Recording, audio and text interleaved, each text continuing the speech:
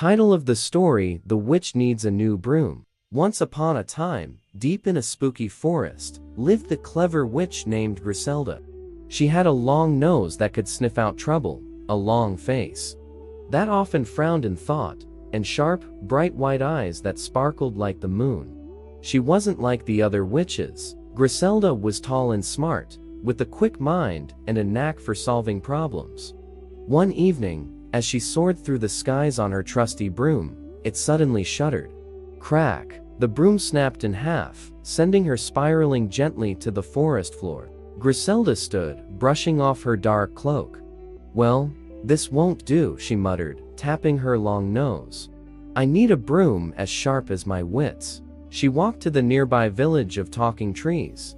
"I need the finest wood," she said. The oldest tree, with a wise crack in its bark, offered a sturdy branch.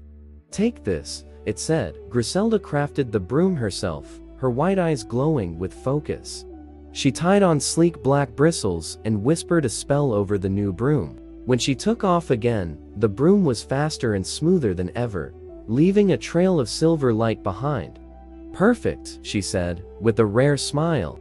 From then on, Griselda and her enchanted broom were unstoppable, helping the forest creatures with her sharp mind and swifter than ever flights. The end.